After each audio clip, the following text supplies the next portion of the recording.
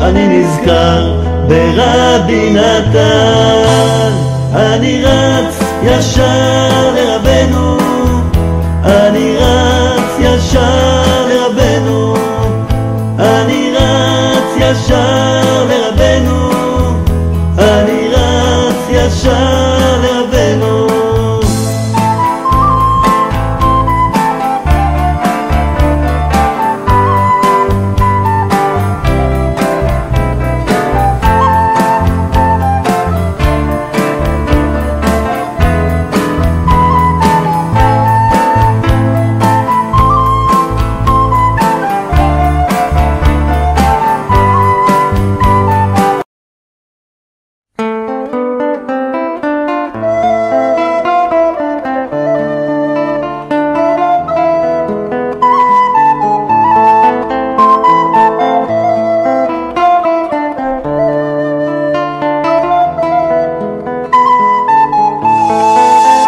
כשהסתלק רבי נתן לעולמו, ולא ידע מזה עדיין חברו, ראה אותו רבי נפתלי בחלום, והמראה נורא והיום.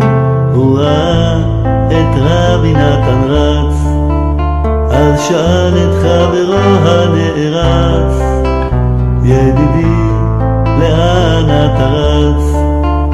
אוי תגיד לי, לאן אתה רץ? אני רץ ישר לרבנו, אני רץ ישר לרבנו, אני רץ ישר לרבנו, אני רץ ישר לרבנו.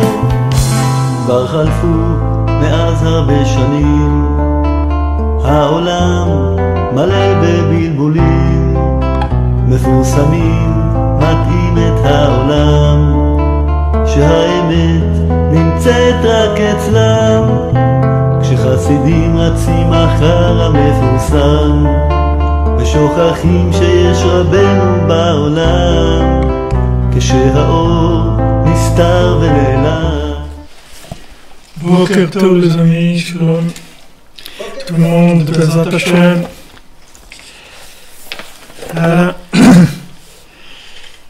Toujours avec Rabbeinu, pour la tzlacha, la bracha, la réussite, la santé pour tout le monde.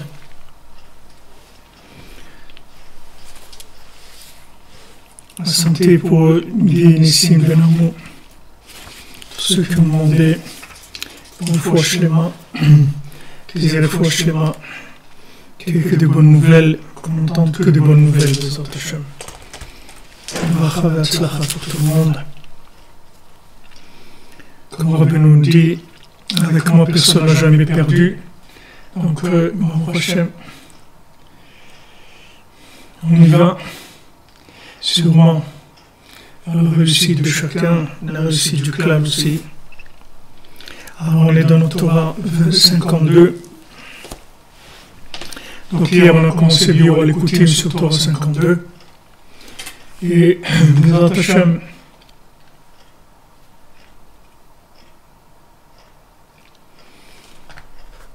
un problème de son. Alors, attendez, on voit qu'est-ce qu'il peut y avoir comme problème de son. Je pense que c'est ça, ça va aller maintenant normalement. Bezrat Hashem.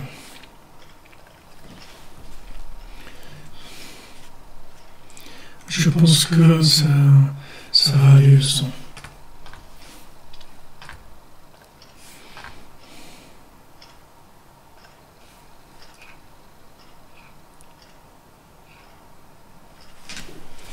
Dites-moi si c'est bon, si on peut avancer.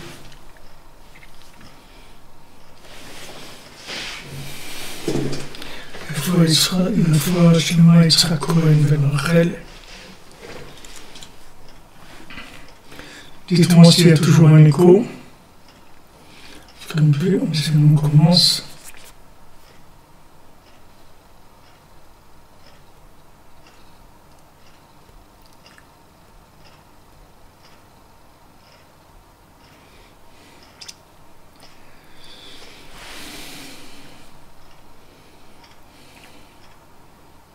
Toujours l'écho.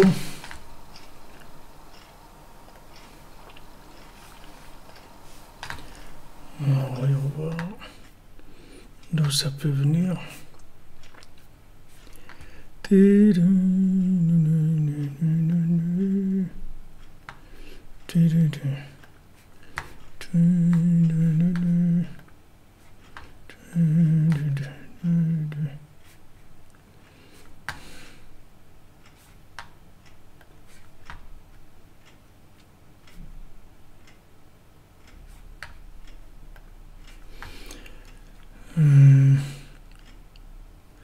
Normalement, je vois pas de raison qu'il y ait un écho.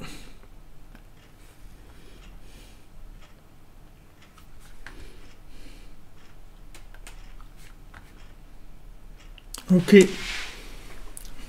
Bezrat Hashem. Donc si c'est bon, on y va. Alors on a commencé hier le Biur Alikoutim sur la Torah 52. Et on avance.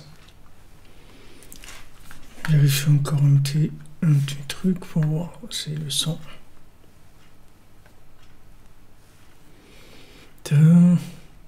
Ouais, non, chez moi, tout a l'air bon. Donc, Bezrat Hashem, on avance dans Biur Alikoutim de Rav Ram Ben Nachman sur la Torah 52. Alors, on a fait Hot Aleph, on a fait le passage Aleph et Bet, on va voir Gimel.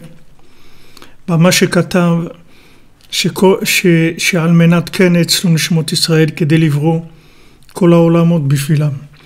Donc, il y a eu la création des âmes du âme Israël, des âmes du peuple juif. Et ensuite, il y a eu en place les mondes pour leur permettre, dans ces mondes-là, de chercher, de reconnaître Hachem. כדי לברוא את כל העולמות בשבילם. ואיך שיש חס ושלום לשון תנאי על הבורא יתברך, אשר לא נמצא כלל מי שיתנה עמו, להכריחו חס ושלום. Alors, il pose une question, il dit comment on peut poser des conditions à Hachem en lui disant à condition que, c'est-à-dire que maintenant, comment on peut dire que ce monde-là, il existe à condition ou il existe de façon absolue? Comment on peut imposer à Hachem des conditions d'existence du monde, c'est-à-dire dire voilà, s'il y a ça, alors il y a ça, et s'il n'y a pas ça, alors il n'y a pas ça. C'est-à-dire que comment on peut venir devant Hachem avec une notion de condition? C'est-à-dire il n'y a personne qui peut poser des conditions.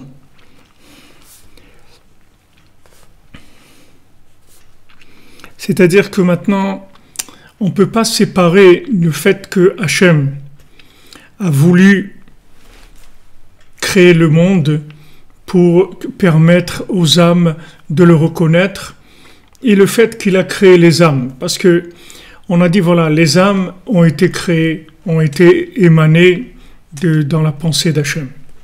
Maintenant, si ces âmes-là, elles ont une possibilité de reconnaître Hachem dans un monde dans lequel il y a le libre arbitre, alors ça donne un sens à l'existence de ces âmes-là. Mais si maintenant le monde, il a pas de sens, c'est-à-dire qu'il ne cherche pas l'inclusion dans l'infini, alors s'il n'y a pas eu de toute l'affaire depuis le début, alors elle n'a pas de sens. C'est-à-dire à quoi ça a servi de créer ces âmes et de créer un monde dans lequel elles vont pouvoir le découvrir si maintenant il n'y a pas ce libre arbitre et cette possibilité. Donc la question qui pose, c'est que en fait on peut pas séparer ces deux choses-là. C'est-à-dire que on peut pas dire que d'un côté il y a la création des âmes et d'un autre côté il y a la création du monde et que ce sont deux choses séparées. C'est-à-dire que maintenant on dit voilà, il y a la création des âmes. Maintenant, si dans le monde il y a la possibilité de trouver Hachem et de le découvrir, alors ces âmes, elles ont un sens à l'existence. Alors il dit qu'en fait, les deux se lier, c'est-à-dire qu'il n'y a pas eu une création des âmes sans ce but-là. C'est-à-dire que quand Hachem a créé les âmes, il a créé en même temps le contexte dans lequel ces âmes, elles vont pouvoir découvrir sa présence ou la nier, c'est-à-dire avec leur libre arbitre, et c'est ça qui va leur permettre d'avoir leur vision de l'infini dans ce monde, dans une certaine mesure, et dans l'autre monde. C'est-à-dire que maintenant, si vous voulez, il n'y a pas eu une condition de dire, bon, alors, si ça marche, si les âmes, elles vont faire sa volonté, alors ce monde-là a un sens à exister, et sinon, non. En fait, les deux sont entièrement liés, on ne peut pas séparer l'un de l'autre. Donc, la question qu'il a, c'est celle-là. C'est comme si vous dites, voilà, pour prendre un exemple qui est plus palpable pour nous, qui est plus simple, dites, voilà, il y a un père, okay, qui a eu un fils, et il a créé une entreprise. Au moment où il a décidé d'essayer d'avoir un enfant, il a créé une entreprise pour cet enfant, pour qu'il puisse avoir de quoi vivre, etc.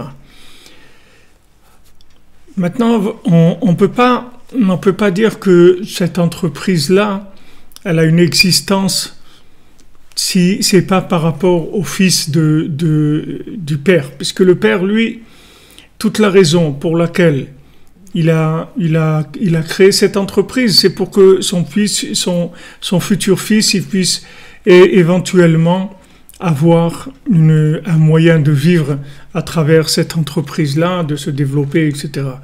Donc on ne peut pas séparer les deux et de dire qu'il y aurait une possibilité que ça ne marche pas, c'est-à-dire que l'entreprise elle n'ait pas un sens ou que son fils il n'ait pas une raison d'être parce qu'il n'y a pas cette entreprise. En fait, dans la pensée même du père, les deux choses elles sont liées ensemble. Donc ça veut dire que maintenant, le fait qu'on est ici, dans ce monde, il n'y a pas une possibilité de non-existence. C'est-à-dire que ce monde-là, il va nous amener à l'existence infinie. Il va nous amener à l'absolu. Qu'on le veuille ou non, il va y avoir des conditions qui vont faire qu'on va être amené à ça. Maintenant, il va y avoir des degrés. Il y a des gens qui vont le faire de leur propre initiative. Il y a des gens qui vont être un petit peu poussés. Il y a des gens qui vont être plus poussés. Il va y avoir plusieurs étapes, plusieurs degrés plutôt. Mais dans tous les degrés, la moindre chose, elle ne sera pas perdue. Elle ne sera pas en vain. Il n'y a rien qui sera en vain dans ce monde. C'est-à-dire, vous n'allez pas dire qu'il y a une chose qui ne sert à rien. Il y a tout est là pour permettre à l'homme de révéler Dieu par rapport à cette chose-là. Et même, on voit même David Ameller, quand David Ameller, il a cru qu'il était le plus grand chanteur pour Hachem, c'est-à-dire le plus grand poète, celui qui faisait le plus de louanges. Alors Hachem, il lui a montré une grenouille pour lui montrer que la grenouille aussi, elle chantait aussi pour Hachem. C'est-à-dire, il faut pas croire que si par exemple j'ai découvert à un moment dans ma vie où j'ai évolué, j'ai trouvé un rapport avec Hachem, une découverte d'Hachem qui m'est très personnelle et très intime.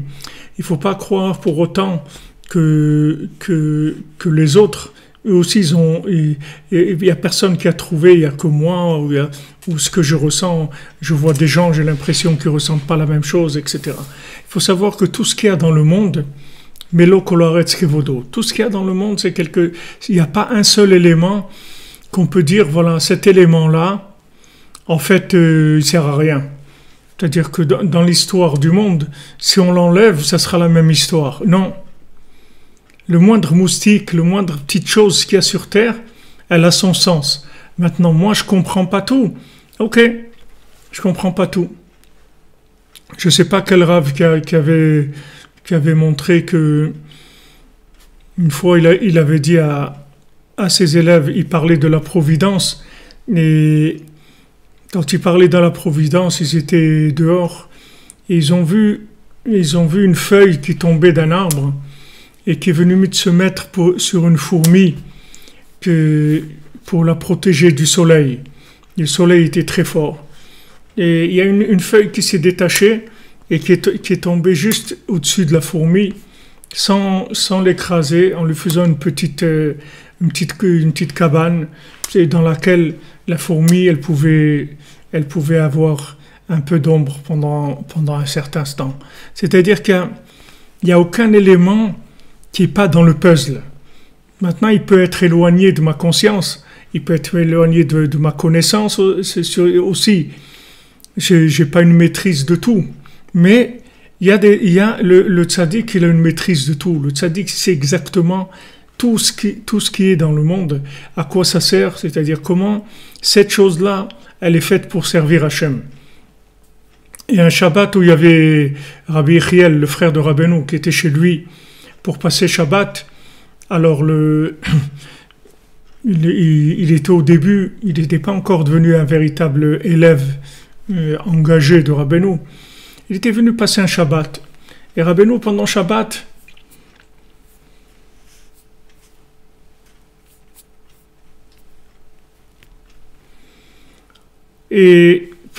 Rabbeinu, il a beaucoup parlé du commerce, du prix des matières premières, du bois, du blé, des choses, etc. C'était ça les discussions des repas de Shabbat. Alors, le frère de Rabbeinu, c'est des grands tzadikim, c'est pas des gens qui ont l'habitude de parler des choses profanes pendant la semaine. Donc ces gens-là, ce Rabbi Yechiel, il était un petit peu étonné. Et donc après Shabbat, il a demandé à Rabbeinu, il a dit, j'ai pas compris tellement le sens des discussions profanes pendant Shabbat et tout. Alors Rabbeinu lui a dit, c'était pas des discussions profanes, il y avait rien de profane. Est-ce que tu te souviens de tout ce que j'ai dit? Alors il a dit non, de tout je me souviens pas. Alors Rabbeinu lui a dit, regarde. Il a commencé à reprendre tout ce qu'il avait dit Rabbeinu mot à mot, et il lui a expliqué comment c'était en fait tout des secrets de la Torah qu'il avait juste dit sous cette forme-là. Et Bémet, quand Rabbi Yechiel, il a entendu ça de Rabbeinu, il était complètement retourné et il est reparti chez lui pendant plusieurs jours. Il ne pouvait pas dormir, il ne pouvait pas manger, il est resté complètement allumé, complètement, il ne pouvait plus rien faire. C'est-à-dire, il a été tellement choqué de ces révélations-là Alors Rabbeinu, il dit que le tzaddik, il n'a pas de problème pour communiquer avec des paroles profanes ou des paroles de Torah. Le tzaddik, il parle d'Hachem à travers tout. Il n'y a pas quelque chose qui est spécifiquement la Torah. Et nous, si on parle des choses profanes, alors on peut partir complètement dans d'autres choses. Mais le tzaddik, il n'a pas un problème de véhiculer la parole divine à travers des choses profanes. Parce qu'en fait, il n'y a rien qui est profane. Il n'y a rien dans le monde qui est profane. Même l'endroit où il y a la plus grande idolâtrie du monde, là-bas aussi, en fait, il parle d'Hachem. Seulement, la façon dont il parle, c'est pas comme ça qu'il faut en parler, mais il parle d'Hachem aussi.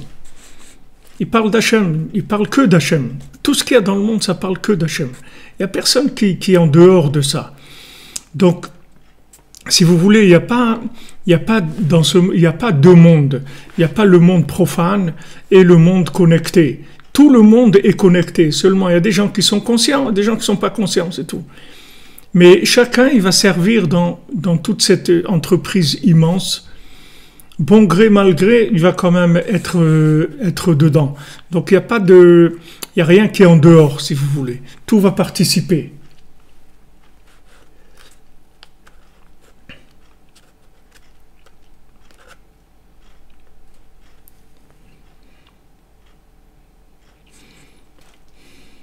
Exactement.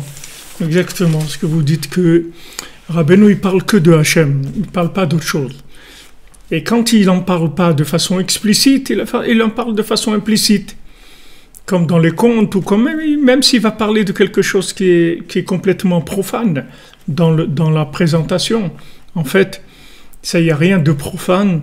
Donc c'est ce qu'on a vu jeudi soir sur Purim, et le principe du déguisement à Purim. C'est-à-dire que le Baal Tfila, il se déguise. Le maître de prière se déguise et il n'a vraiment aucun problème à apparaître sous une forme ou sous une autre. Ça ne le dérange pas de se déguiser en riche, en pauvre, en marchand, n'importe quelle apparence. Le tout, c'est juste qu'il puisse trouver un moyen de communication et de transmettre le message, la conscience divine à ses interlocuteurs. Donc, si vous voulez, on doit savoir que, Baruch Hashem, il y a quelqu'un qui maîtrise le langage de façon parfaite, comme Yosef Hatzadik qui parlait 70 langues. Donc il y a quelqu'un qui maîtrise le principe du langage, et c'est pas à nous à apprendre le charabia, comme on dit. C'est pas à nous d'apprendre le charabia. Nous, on doit juste avoir la émouna, c'est tout. C'est-à-dire, on doit rentrer se mettre en position de connexion. C'est-à-dire que, voilà, Hachem, je suis là et je suis avec toi et je crois en toi, je sais que tu es partout. Et voilà, je veux vivre ma vie avec toi dans la émouna. Du moment où je vis dans la émouna, alors tout est connecté.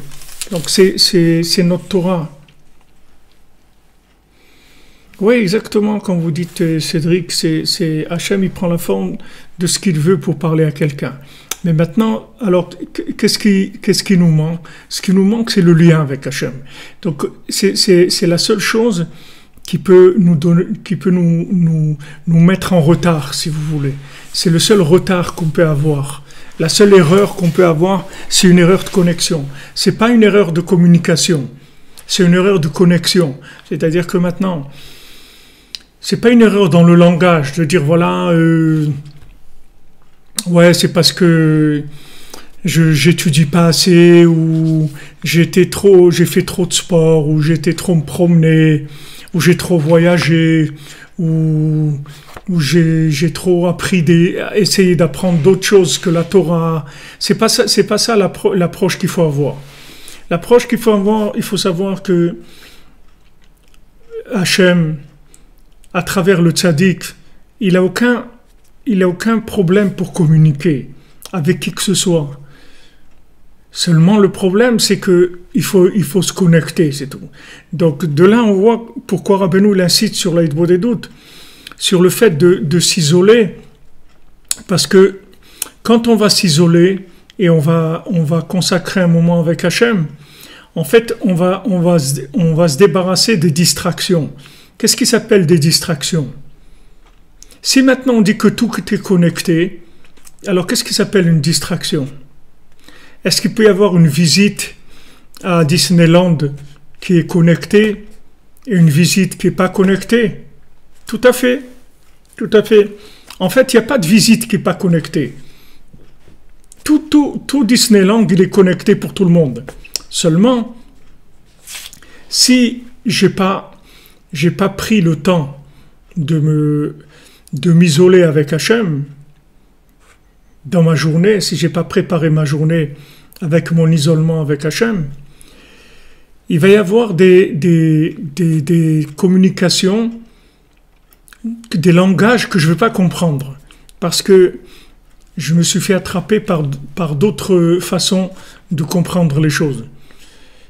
Donc quand Rabbeinu dit de faire Hitbodedut, en fait c'est pour donner à Hachem la possibilité de rentrer de façon explicite dans notre vie.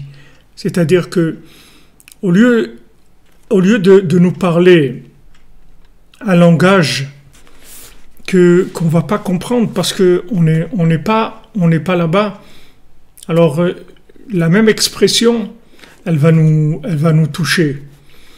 Comme je vous ai dit hier que maintenant en Égypte, en fait 80% des Juifs, ils n'ont pas suivi Moshe Rabbeinu. Il n'y a que 20% qui ont suivi Moshe Rabbeinu. Pourquoi 80% ils n'ont pas suivi Moshe Rabbeinu? Parce qu'ils n'avaient pas la communication, c'est-à-dire que de leur côté, ils n'avaient pas l'engagement de la communication. Donc quand ils ont entendu le message, ils n'ont pas compris ce que ça voulait dire. Ça ne veut pas dire que maintenant, ces gens-là, ils vont disparaître. même s'ils sont morts, ils ne vont pas disparaître. Ils vont revenir dans une façon de communiquer différente jusqu'à qu'ils communiquent et qu'ils puissent avoir la réparation qu'ils doivent avoir. Mais ils auraient pu à ce moment-là tous sortir. Il n'y avait pas de problème. 100% ils seraient sortis. Et si 100% ils seraient sortis, c'est sûr que ça aurait marché. Parce que ça aussi, ça a joué énormément. Parce que les 20% qui sont sortis, les épreuves qu'ils ont eues, c'est parce qu'ils étaient que 20% aussi. S'ils étaient 100%, alors les épreuves, elles auraient été complètement différentes. Complètement, parce que l'approche que mon cher Rabbeinu aurait eu avec eux, et la communication avec Hachem, elle aurait été complètement différente. Donc en fait, notre travail à nous, c'est pas d'essayer d'apprendre le chinois, de déchiffrer les hiéroglyphes que Hachem il veut nous transmettre. C'est pas ça notre travail. C'est que ces hiéroglyphes-là, en fait, c'est pas des hiéroglyphes. Ce sont des paroles très claires. Le problème, c'est que si je suis pas connecté, si je prends pas le temps de m'isoler et de m'isoler avec Hachem, après, quand je lis des hiéroglyphes. Qu'est-ce que c'est des hiéroglyphes? C'est des publicités pour aller manger, des publicités pour aller s'amuser, des publicités pour toutes sortes de choses, c'est-à-dire des langages qui amènent à la distraction. Mais en fait, cette phrase même, cette publicité elle-même, elle n'amène pas forcément à la distraction. C'est l'interprétation de ça qui m'amène à la distraction. C'est que comme maintenant, j'ai pas passé un moment dans lequel je me suis isolé avec Hachem, donc après quand je reviens dans la vie active, j'ai déjà des points sombres. Ces points sombres-là, ce sont des points où je ne vais pas comprendre le langage. Parce que je ne me suis pas isolé, donc je n'ai pas pris le temps de me connecter avec Hachem de façon assez intime.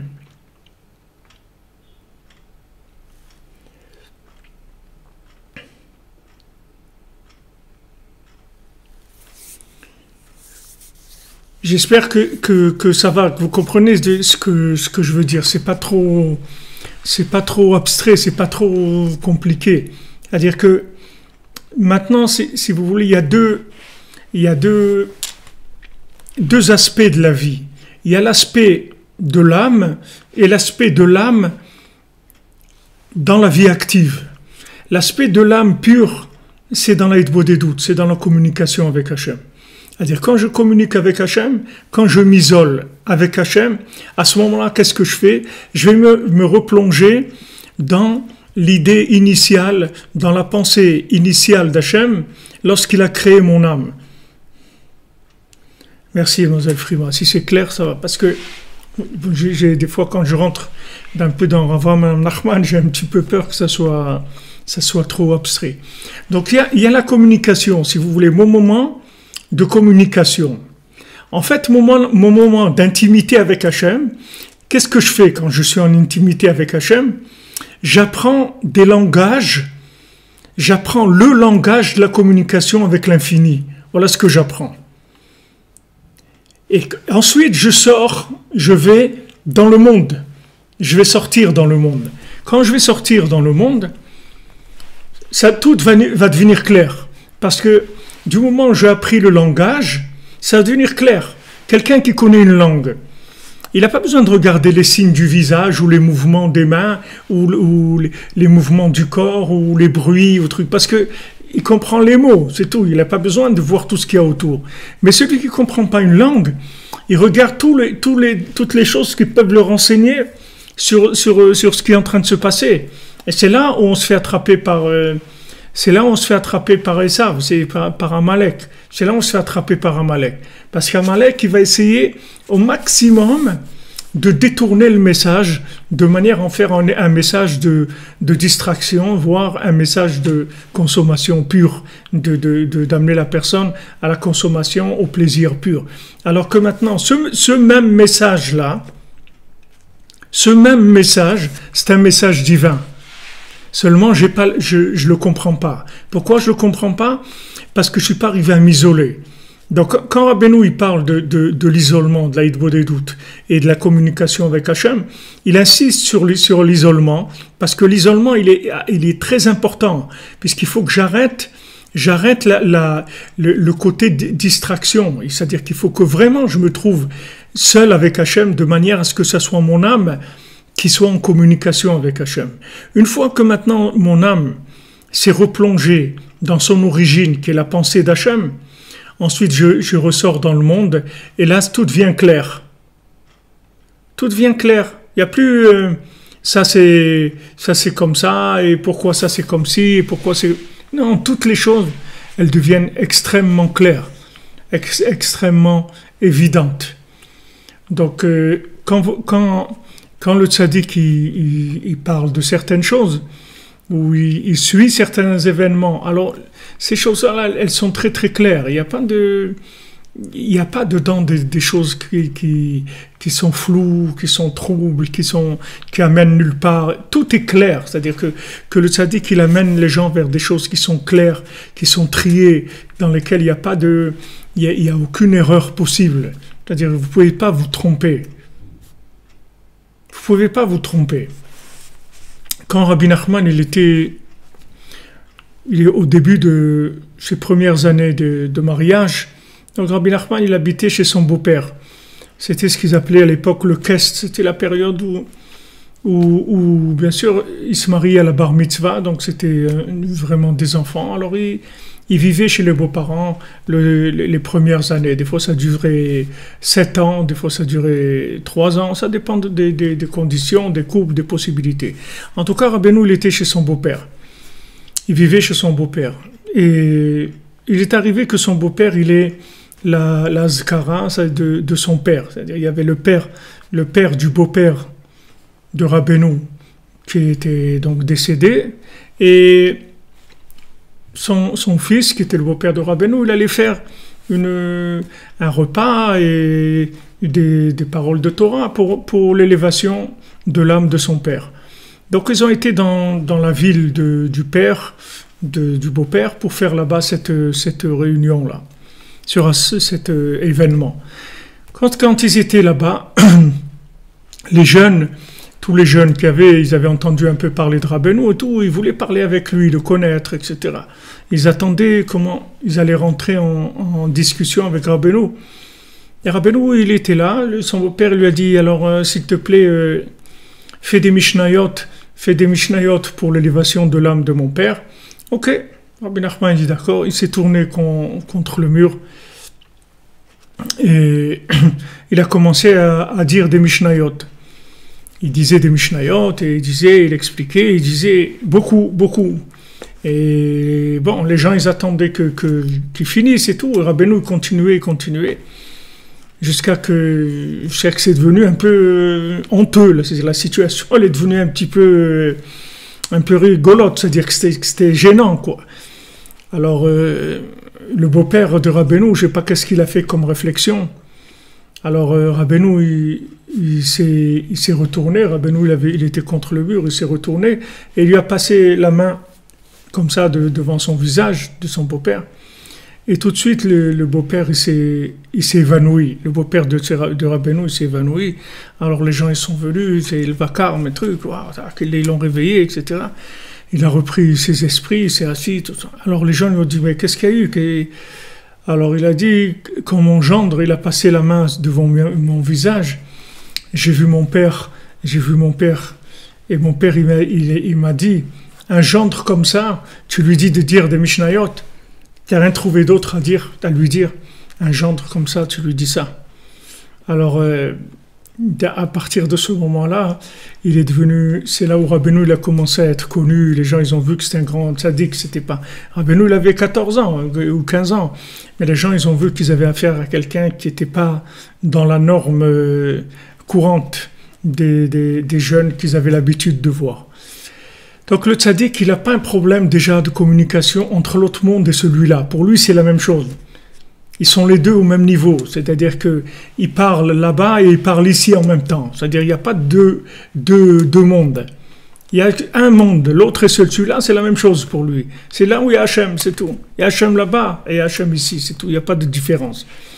Donc là quand Rabbeinu nous demande de passer un moment dans la journée ou avant la journée, de nous isoler avec Hachem pour parler avec lui, en fait, vous comprenez pourquoi ça va absolument tout réparer. Parce que quand je vais avoir une approche de quoi que ce soit dans la vie, c'est pas une approche qui peut découler d'une entourloupe de choses de matériel, c'est-à-dire je vais pas me faire rouler. Rabbi Nachman il a dit, j'ai obtenu ça d'Hachem, que vous n'allez pas vous faire rouler. Vous n'allez pas vous rouler vous-même, et les autres non plus pourront pas vous rouler. Comment on va pas nous rouler? Voilà pourquoi on va pas nous rouler. Parce que du moment où vous prenez un moment pour parler avec Dieu, vous allez renouveler le contact avec la racine de la vérité, l'origine même de la vérité, c'est-à-dire qui vient de l'émanation de votre âme. Vous allez aller vous replonger là-dedans. Maintenant, quand vous revenez dans les jours de la semaine, dans le jour de la semaine, à ce moment-là, vous êtes sur le terrain d'action. C'est là où on va voir, c'est là où vous allez faire vos preuves. Les preuves, on ne les fait pas quand on est dans l'Aïdbodédout avec Hachem. Ça, c'est l'Aïdbodédout, on est en train de parler avec Hachem. Mais quand on vient dans notre journée, de notre vie, nos rapports avec les autres, nos rapports avec l'argent, nos rapports avec tout, c'est là où on va commencer à faire des choix qui sont intéressants.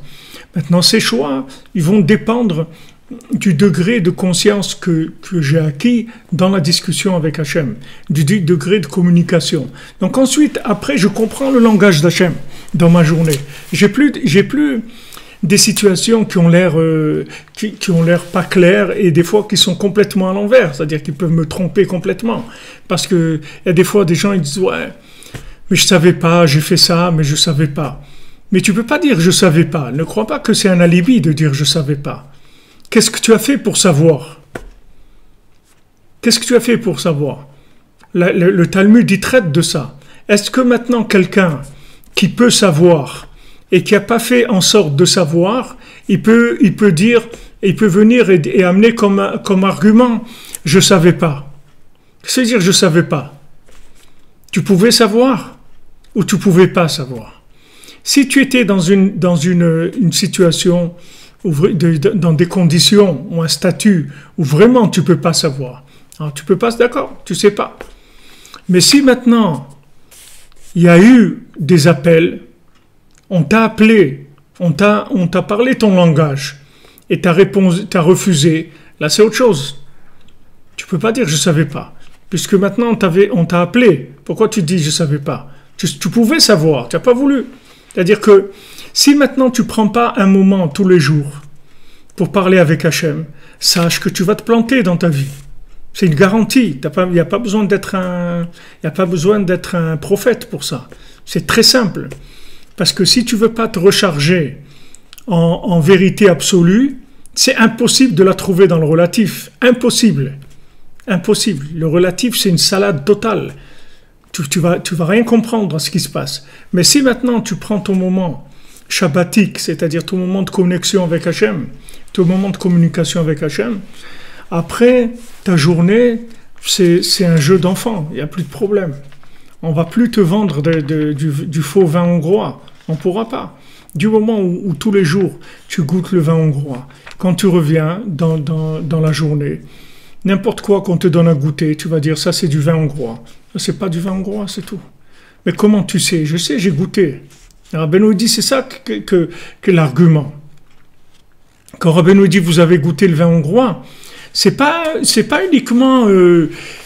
ouais, je connais les enseignements de Rabbi Nachman et j'ai appris des choses de Rabbi... C'est pas ça le principal. Le principal, c'est comment je les vis, ces choses-là. C'est pas de savoir des choses. De savoir des choses, c'est pas ça qui va m'aider. Même si je sais des choses, c'est pas ça qui va m'aider. Parce que le déguisement, si vous voulez, du Yetzirah, le déguisement de Amalek, c'est-à-dire Amalek, il utilise le fait que je vais avoir le choix. Donc Amalek, il me prépare des situations qui sont ambiguës, où je ne vois pas clair. Et si je n'ai pas fait ce qu'il fallait pour voir clair, je peux pas y arriver, c'est impossible.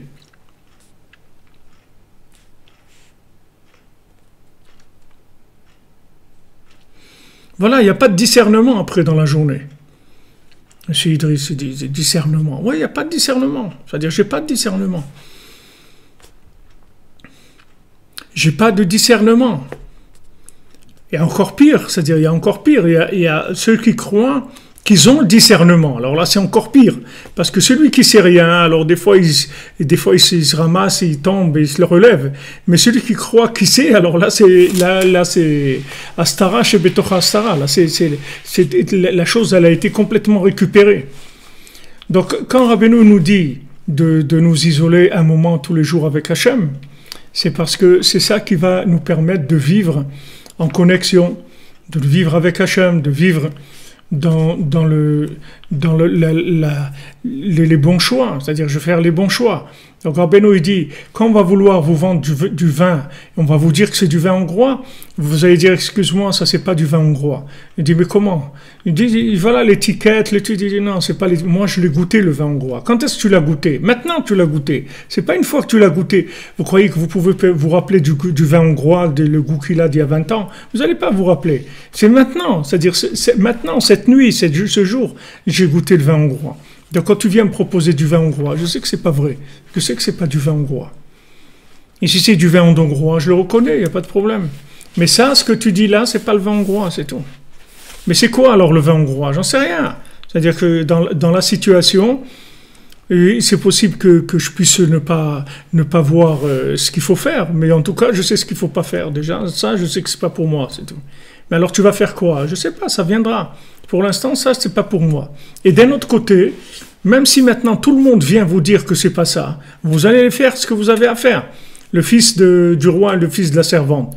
Maintenant, le fils du roi et le fils de la servante, c'est une lutte entre le bien et le mal. C'est-à-dire que maintenant, la place, si vous voulez, du fils du roi, elle a été prise par le fils de la servante. C'est-à-dire que maintenant, Amalek qui vient, il prend la place de la personne, il lui enlève sa place. Il met quelqu'un d'autre à son poste. Et il lui dit, toi, tu es un fils de servante. Bon, l'autre, il dit, ok, c'est comme ça, qu'est-ce que je peux faire? Non. Tu n'es pas un fils de servante. Tu es un roi, tu es un roi. Tu es un prince, tu es le fils du roi. Il dit, mais comment tu veux que je sois le fils du roi? Je suis persécuté tout le temps, on m'embête, on ne me laisse pas tranquille. Ok, toi, fais ton travail, c'est tout. Fais ce que tu as à faire. Fais ce que tu as à faire, c'est tout. Alors le fils de la servante, il a pris le trône carrément, il s'est mis sur le trône. Et l'autre, il a sa vie. Mais comme maintenant, c'est pas l'autre, c'est pas un vrai fils de servante, c'est un fils de roi. Donc ça marche pas son truc, parce qu'il est pas bien dans sa peau. Donc il est pas bien. Il est vraiment pas bien. Il fait des dépressions terribles. Des fois il monte et des fois il descend terriblement dans des endroits terribles, horribles. Il descend dans l'horreur. Et des fois ça va, il monte un petit peu et des fois il tombe. Et il est pas bien. Il est en dépression. D'où elle vient cette dépression? C'est parce qu'il n'est pas à sa place. Pourquoi il n'est pas à sa place? Parce qu'il y en a un autre qui a piqué sa place. Alors, maintenant, on voit que du ciel, il y a un moment où on a pitié de lui, c'est-à-dire qu'on rentre en communication avec lui, on lui dit, voilà, tu vas aller à la foire là-bas, tu vas te faire employer par le premier qui vient, etc. Le premier qui t'embauche, tu acceptes. Et lui, il veut pas. Alors, il rêve une fois, 2 fois, 3 fois, et il comprend qu'on lui dit, écoute, fais attention parce que là, ça va mal se terminer pour toi. Alors, il va à la foire, il laisse ses vêtements, ses beaux vêtements, il va à la foire, il se fait embaucher par quelqu'un qui est très dur avec lui. Il avait l'impression, Rabbeinu dit là-bas, qu'il allait le tuer et tout. C'est lui qui avait l'impression de ça.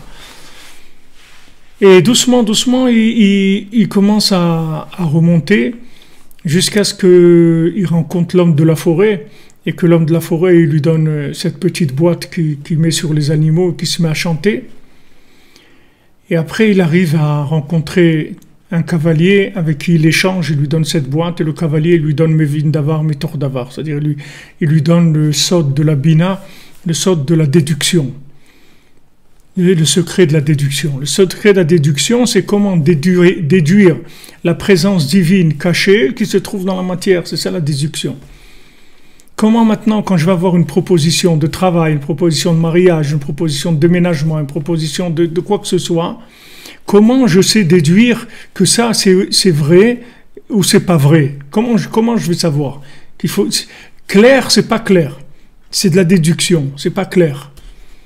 Il n'y a pas un raisonnement clair qui va me dire, voilà, ça, c'est de la déduction. C'est pas quelque chose. Alors, maintenant qu'il a échangé la gloire du bien, c'est-à-dire le fils du roi, il dit, bon, ok, alors je vais laisser tomber la gloire du bien. C'est-à-dire que je vais laisser tomber le fait que je sois quelqu'un, un fils de roi, ça me donne de l'honneur. Je jette l'honneur, je jette tous les artifices, tout. Et maintenant, je veux vraiment avoir une vie connectée. Donc le cavalier, il lui donne ce secret-là de Mevin Davar, Mitor Davar, c'est-à-dire il va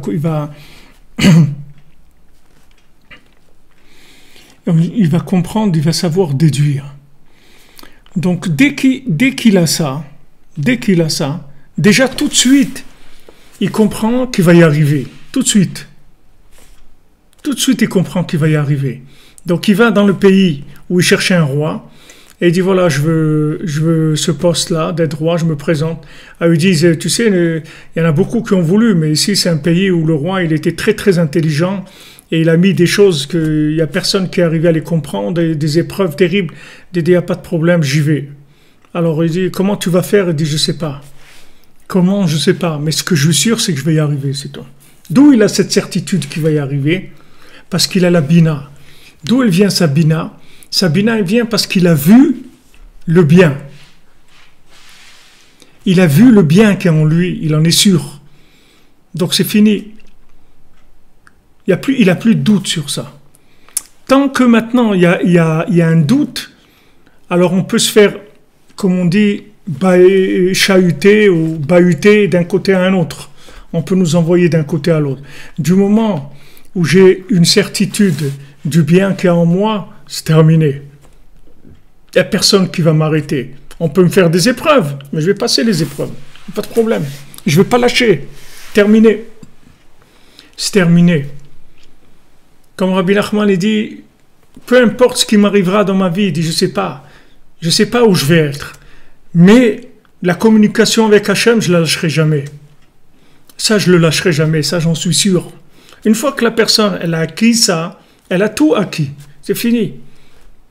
Elle a tout, parce qu'après, c'est que de la traduction, c'est tout.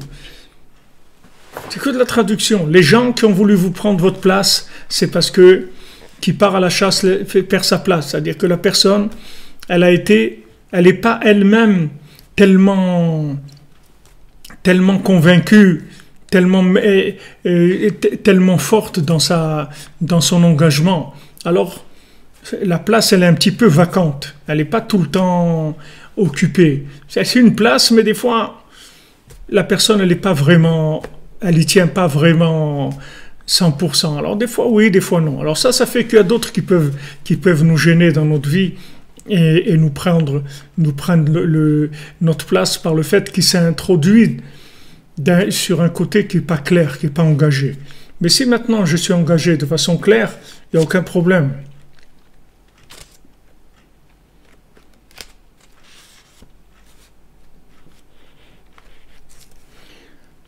Voilà exactement. Comme Yaakov, comme il dit Idriss, il a dit j'ai tout. Moi j'ai Akol. Et Akol, c'est très intéressant parce que Kol c'est 50. Chaf Lamed c'est 50. 50 c'est la 50e porte de la Bina. C'est le plus grand niveau de la Bina. Donc aujourd'hui, c'est gratuit. La Bina est gratuite. La 50e porte de la Bina, de la déduction, elle est gratuite. C'est-à-dire que, normalement, pour arriver à la 50e porte de la Bina, il faut travailler, il faut être à un niveau très très élevé d'engagement, de recherche, dans le monde de la distraction. C'est-à-dire il faut fuir les distractions, il faut être très engagé, il faut jeûner, il faut se priver de beaucoup de choses, etc. C'est comme ça que les gens ils arrivaient à la Bina. Maintenant, c'est pas comme ça, parce qu'on est dans la 50e porte. Maintenant, la Bina, c'est est-ce que tu y crois ou tu y crois pas, c'est tout. Il n'y a pas d'autre chemin. C'est-à-dire que même si tu fais des efforts, tu vas tergiverser dans tous les sens, si tu ne prends pas le temps de te plonger dans la communication avec Hachem, tu vas être à côté de la plaque. Même si tu sais des milliers de choses, ça ne changera rien. Parce qu'aujourd'hui, tout n'est que communication, c'est tout. C'est-à-dire que du moment où je prends le moment, je m'isole, je prends le message très fort. Donc je reviens dans le monde de la réalité soi-disant, qui est une réalité virtuelle aujourd'hui, et dans cette réalité virtuelle, je sais déduire qu'est-ce qui est vrai et qu'est-ce qui est faux. Mais comment tu sais? J'ai pas une méthode, c'est-à-dire une théorie, qui est une théorie intellectuelle, que je vais t'expliquer comment ça marche. Je ne peux pas t'expliquer comment ça marche, mais je peux te donner l'accès à la Bina, c'est-à-dire au col, à la 50e porte. Comment de t'isoler, de parler avec Hachem. Ne laisse pas passer une journée sans cet isolement-là, parce que sinon ta journée, elle est à l'envers. Si tu fais pas ça, ta journée, elle est hors communication. Hors communication, tu peux rien faire. Tu peux rien faire, même si tu es le plus grand cerveau du monde. Si le plus grand cerveau du monde, il n'est pas lié avec la réalité, il n'a rien compris du tout. Le plus grand cerveau du monde, il est intéressant quand il est lié avec la réalité. Mais quand il n'est pas lié avec la réalité, il ne sert à rien. Donc aujourd'hui, les connaissances, elles ne servent que pour mettre en place les éléments qui ont été déduits par la Bina. Mais les connaissances elles-mêmes, elles ne sont plus décisionnaires dans le monde. Elles n'ont plus rien à dire. Parce que la connaissance aujourd'hui, dès qu'on parle de connaissance, on parle de gens qui sont à côté complètement de la plaque. Si la connaissance, elle n'est pas liée avec la Bina. On a besoin de gens qui sont mévin. Qu'est-ce que c'est mévin? Ça veut dire qu'il a le koach, il a la force de déduction, il a la force de discernement. Il a le da'at qui vient de la bina. C'est-à-dire qu'il a fait passer la chokhma par la bina, monsieur a donné le da'at, c'est-à-dire que maintenant, il sait, ça c'est comme ça c'est pas comme ça. Et ça, on en a besoin chacun individuellement. Parce qu'on ne peut pas vous transmettre ça de façon... Comment on ne peut pas vous transmettre votre journée, comment elle va se passer? On ne peut pas, chacun il a sa vie, et ça tourne à une vitesse énorme. Comment vous voulez qu'on vous donne des éléments intellectuels pour gérer votre vie? La seule chose qu'on peut vous donner, c'est des éléments, des méthodes de connexion, de manière à ce que vous soyez connectés. Une fois que je suis connecté, Rabbeinu dit « Kol hayom yeh besimcha ». Toute la journée soit besimcha. Mais comment je vais être besimcha si je fais des bêtises? Il n'y a plus de bêtises, il n'y a plus rien. Tout est connecté. C'est fini. T'occupe pas des bêtises, de ça, c'est rien du tout. Toi, occupe-toi de te connecter, c'est tout. Du moment où tu te connectes, tu vas être dans de la bina. Tu vas vivre dans la bina. Tu vas plus vivre dans des théories qui sont en dehors de la réalité. Tu vas vivre dans une réalité vraiment très, très sensible. C'est-à-dire, tu vas vraiment voir que Hachem, il est avec toi.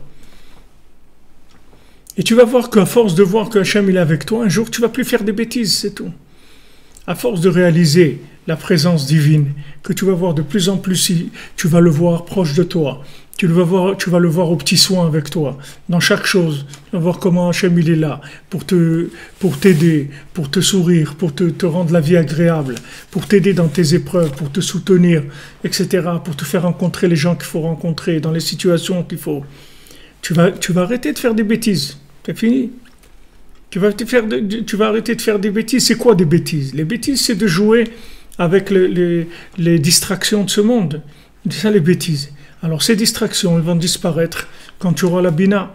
Parce que dès que tu vas voir la bina, il n'y aura plus de distractions. Comme Rabbeinu dit, quand le petit voit sa maman, aime la bina, la maman c'est la bina, alors il jette tous ses jouets. Parce que les jouets, c'était parce qu'il s'ennuyait, c'est tout. Mais une fois qu'il a sa maman, il a l'amour de sa maman, qu'est-ce qu'il a à faire avec des jouets? Il n'a rien à faire, c'est fini. Donc du moment où tu t'es connecté, tu n'as plus besoin de jouer. C'est fini, tu ne veux même plus jouer. Ça ne t'intéresse plus, on va te dire viens jouer, ça ne t'intéresse pas. Alors les gens ils disent ouais, il a un problème celui-là. Maintenant ça y est, il se prend pour je ne sais pas pour qui, on lui dit de sortir, de venir jouer et tout, ça ne l'intéresse plus. C'est que ça il en avait besoin. quand il était en train de faire sa recherche, maintenant qu'il est connecté. Il n'a plus besoin de ces chaises-là.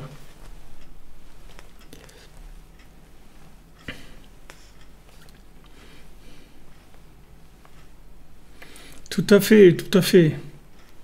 Les bêtises, c'est parce qu'on est dans l'obscurité. Alors enfin, on cherche de quoi s'occuper, c'est tout, de quoi passer le temps. Alors on fait des bêtises. Mais si maintenant on sent une présence, une connexion, quelque chose qui nous enveloppe, qui nous rassure, qui nous fait du bien, pourquoi on va aller chercher des bêtises? Ça ne nous intéresse pas. On reste dans notre communication avec Hachem.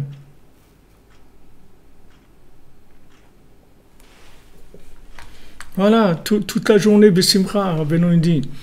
Tu as fait Itbodedut toute la journée Bessimcha. Pourquoi toute la journée Bessimcha? Parce que tu vois Hachem dans ta vie, c'est tout. Tu as mis la prise, tu as branché. Alors ça y est, la vie, elle s'anime. Elle s'anime de la présence divine. Elle était toujours animée, mais tu ne voyais pas parce que tu n'as pas mis la prise, tu n'étais pas connecté, donc tu ne pouvais pas savoir. La radio, elle parlait tout le temps, seulement tu ne pouvais pas l'entendre, tu n'avais pas branché la radio. Maintenant que tu l'as branchée, tu vas entendre. Donc la voix de son maître, la voix du tzaddik, la voix d'Hachem, tu vas l'entendre. Il n'y a pas de problème. Il suffit que tu passes ce moment d'isolement avec Hachem. Donc voilà, on avance dans comme je vous ai dit au début, ce sont des notions qui nous donnent ici Rav Ben Nachman, qui sont très approfondies dans la Torah. Et on essaye, dans la Torah 52, on essaye au maximum, B'siyata d'Ishmaya, d'avancer. Et c'est ça qui va nous permettre l'engagement. Quand les gens ils disent, mais l'approfondissement, c'est pour voir la vérité de manière à pouvoir après s'engager, Bezat Hashem. Parce que les enseignements de Rabbi Nachman, c'est pas des enseignements intellectuels. Ce sont des enseignements qui guérissent la personne, qui soignent tous les maux qu'on a pu avoir tout le long de notre vie ou de nos vies antérieures. Alors, Bezat Hashem, passez une bonne journée, les amis. Be'atzlacha, que des bonnes nouvelles. Demain, je ne pense pas que je pourrai faire le cours parce que c'est sur mon retour vers Yerushalayim, Bezat Hashem. Et donc, on reprendra mercredi. Si je peux demain faire un petit shiur de là où je suis, je le ferai, Bessimcha. En tout cas, portez-vous bien, que de bénédictions pour vous et votre famille, que du bien, que de la connexion permanente, dans la joie, dans la confiance en soi, la confiance dans le tzaddik, la confiance dans Hachem. Et merci pour votre aide, pour votre soutien, pour votre participation. Voilà, on avance, Bezat Hachem. Ensemble, on avance. Exactement.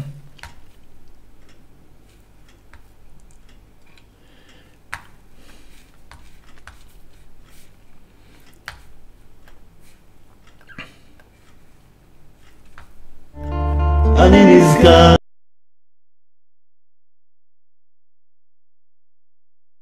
לרבנו, אני רץ ישר לרבנו, אני רץ ישר לרבנו, אני רץ ישר לרבנו.